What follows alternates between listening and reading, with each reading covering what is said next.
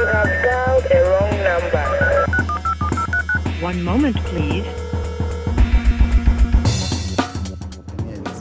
We all have a perception that people in Europe think Africans live in trees and we are, it's all poverty, poverty, poverty. And because the images they see on TV is about children are dying of hunger and the flies all over their lips and things like that.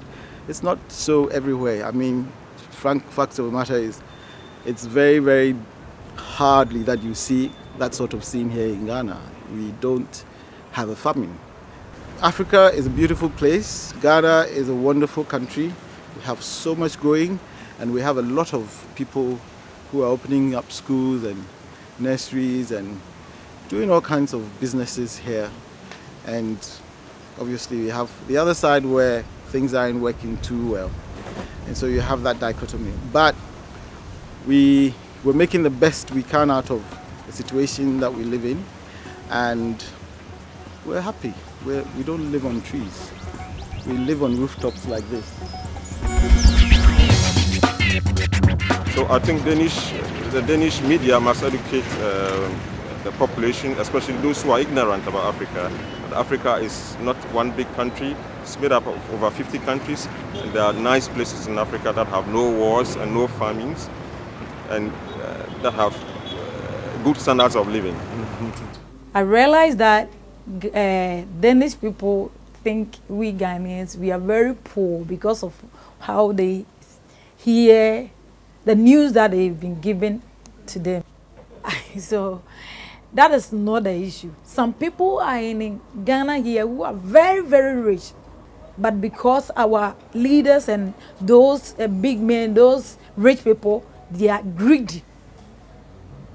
That is why things are being like this in Ghana.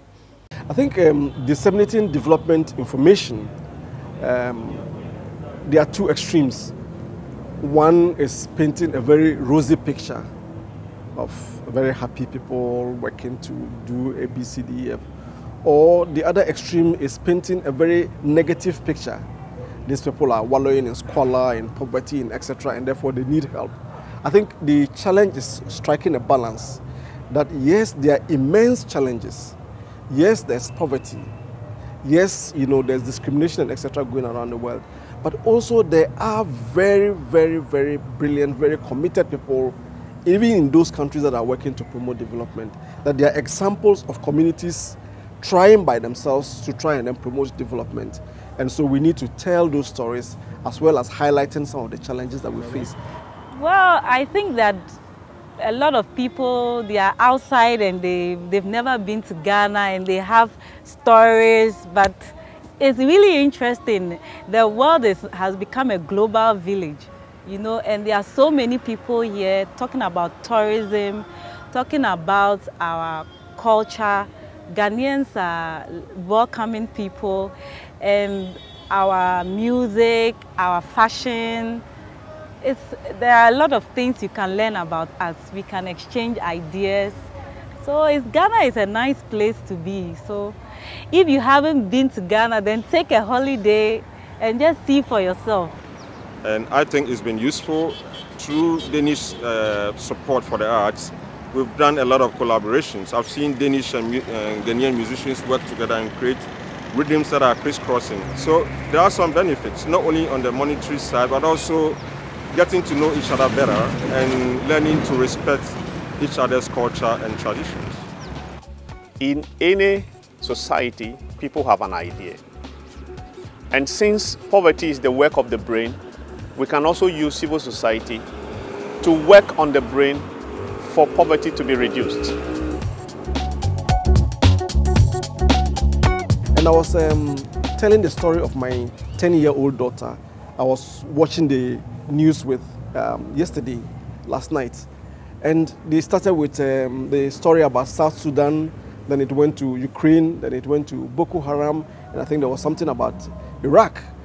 And this 10-year-old girl turned to me and asked, so where else in the world are people not fighting, And for her, as a 10-year-old, she just thought everything about the world now was about violence and chaos, And I think that is one extreme of it. But if we do have news that talks about the problems and the challenges, but also highlights the inspiring stories, then we may be able to inspire a 10-year-old girl like my daughter to say, these people are doing it over here. And when I grow up, I want to continue that way, or I want to do a similar thing. So I think it's balancing the story on both sides.